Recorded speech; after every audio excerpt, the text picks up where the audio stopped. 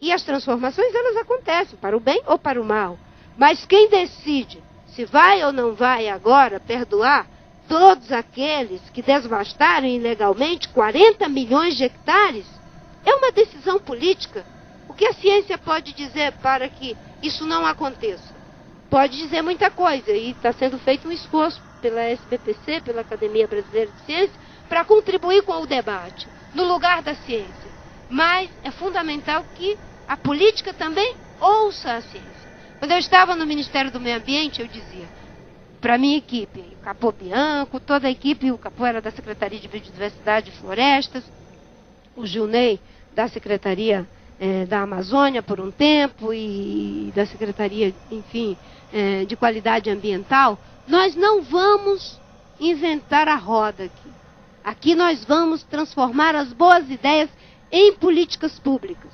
E boas ideias, elas não são do PT, não são do PSDB, não são do PMDB, do PCdoB. Boas ideias são boas ideias. E elas devem ser consideradas no momento de tomarmos as decisões.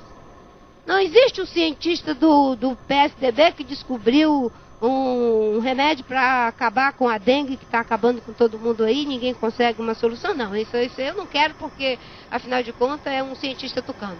Ninguém vai fazer isso. Ah, não, esse aí é vermelho, esse é azul, esse é verde. É o pior dos mundos isso, não é isso? Mas às vezes as pessoas não querem compreender que há esse processo de retroalimentação. Aí a ciência também tem que avaliar de que ela não pode fazer uma asepsia da política. Não pode fazer uma asepsia da política. Quando Gilberto decidiu, ele e o Dalton, ir comigo no Mato Grosso, com a Secretaria de Meio Ambiente do governo do Mato Grosso, nós todos dentro de um avião, me desculpe, mas a gente estava ali sendo razoavelmente humilhado, né? Porque ficava lá toda a expertise, com todo respeito, da Secretaria recém-criada de Meio Ambiente do Mato Grosso, depois da Operação Curupira, que desceu 480 policiais federais que prendeu o secretário e mais uma série de pessoas envolvidas em corrupção de crime ambiental, foi criada uma secretaria. Corretamente o governador criou. Estava montando, nem concursado, não tinha ninguém, eram contratos temporários. E nós estávamos sendo questionados. Não, vocês estão mentindo, isso aqui é desmatamento demais, não é verdade. E lá o Dalton com o laptop dele lá, dizendo, não, governador, é assim, é assado. Quando a coisa ficava grossa, né, eu que era o ministro, vou deixar os cientistas do INCRA agora brigando com o governador, eu que tenho que falar, né? Como na cultura machista diz que não pode bater em mulher, eu digo, então eu vou falar, porque em homem pode bater, né? Então eu vou falar. E eu estava ali, né? Mas foi uma decisão política. Poderia ter dito, não, senador, eu não vou. Não, vou me meter, a senhora que se resolva lá com o braille mágico. E nós não teríamos criado agora, não é, essa nova metodologia de ver a degradação ambiental, que é o passo para a destruição e o desmatamento. Quando vocês tomaram aqui a decisão, digo como coletivo, porque isso aqui é uma pontinha do iceberg com a qual eu lidei diretamente, mas tem uma série de outros aqui. Eu pego o exemplo que me está próximo, né? Um sistema de detecção do desmatamento em tempo real, com o pouco dinheiro que se tinha, juntando dinheiro, a gente sabe como foi que passamos o chapéu para conseguir os meios, né? Foi uma decisão política. Não existe uma asepsia da ciência para a política e nem da política para a ciência. É preciso que seja na medida certa. Porque se a ciência, não é, for contaminada pela política, não faz ciência. Como é que é o tom, a tonalidade? E se a política resolver que agora é tudo científico, aí realmente não tem como resolver as coisas. Porque na ciência, na política, uma boa dose de intuição. Aí é a história, não é, de usar a força do vento antes de dominar as leis da dinâmica eólica. Quando eu disse que era possível fazer uma política ambiental baseada em 4 diretrizes: controle, participação social, desenvolvimento sustentável, fortalecimento do CISNAMA e política ambiental transversal, Eu não tinha nenhum elemento que me dissesse que era possível fazer isso, porque nunca tinha sido feito. Mas, graças a Deus e aos homens, que em vários dos setores de governo, tanto do governo federal quanto estadual, da sociedade, das empresas, eu encontrei pessoas que estavam dispostas a essa visão.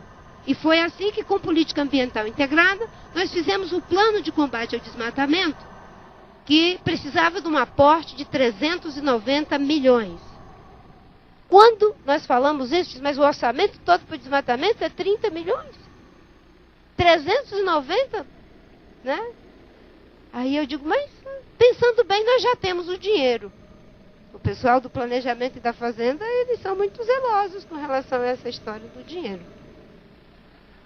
Não sei se vocês sentem isso aqui, mas eles são zelosos. O meu amigo Edson Machado, nosso que é secretário hoje, o Machado lá, Nelson Machado, ele dizia assim, brincava com a gente que é do custeio. Sintam que tem uma ênfase negativa no custeio. Com a gente que é do custeio. Tem os gastadores e os guardiões. A fazenda e o planejamento são os guardiões, nós somos os gastadores, né? E eu dizia, nada disso, nós somos os investidores. Porque muitas vezes, por falta de alguns tostões, a gente pode perder bilhões. Se vocês não preverem corretamente as chuvas e etc, e as secas e as tempestades, nós podemos perder bilhões na agricultura, na aviação, eu sei lá em quê. Somos gastadores? Não, somos investidores. Só que é preciso ter uma nova visão de investimento também, não é? Mas, quando nós decidimos que íamos fazer esse trabalho integrado, dissemos que era 390 milhões, as pessoas diziam que era muito dinheiro, não tinha de onde tirar. E de fato, não é? Na época, o Zé Disseu, que era o ministro, e que me deu apoio político para fazer o plano. Que eu gosto de ser justa. Não é porque eu tenho crítica à pessoa que eu vou olvidar a coisa boa que a pessoa fez. Ele me apoiou para fazer o plano com essa metodologia integrada. Mas não estava previsto no orçamento do ano anterior. E se não está previsto no orçamento do ano anterior, não tem como figurar nesse ano. Eu digo, mas pensando bem, nós já temos o dinheiro. Quanto é que nós temos no Ministério da Agricultura? Quanto nós temos no Ministério da Defesa? Quanto nós temos no Ministério de Ciência e Tecnologia? Quanto nós temos no Ministério de Desenvolvimento Agrário? Enfim, eram 13 ministérios, não era, Gilberto? Sei que somando tudo, dava os 390 milhões. E com isso nós começamos a fazer a política ambiental transversal, algum dinheirinho aporte para fazermos o DT, o DETEX e tantos outros investimentos que vocês estão fazendo aqui. O sistema do Ministério da Defesa, lá, o pessoal do COTÉ, que já tem uma estrutura. Nós acionamos o COTÉ. A Polícia Federal, já existiam os agentes da Polícia Federal, acionamos os agentes da Polícia Federal. Eu sei que ao todo conseguimos sair de 2004 de 27 mil quilômetros quadrados de desmatamento para 18 mil em 2005.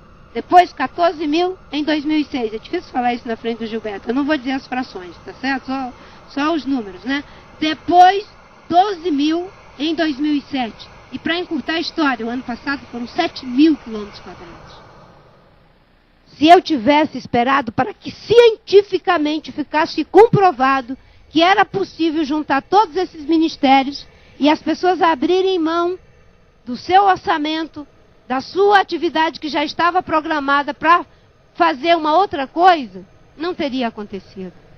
Certo? Mas também, se eu tivesse feito isso só pensando na política, e já não tivesse anos e anos de expertise aqui no INPE, se já não tivéssemos todo o know-how que tínhamos aqui, seria uma mera invencionice política. Vejam que as duas coisas estão o tempo todo, não é, caminhando juntas. Então, é para isso que, no meu entendimento aqui, vai a ideia da ciência, que ajuda na política ambiental. E uma política ambiental que não está separada da dinâmica do desenvolvimento.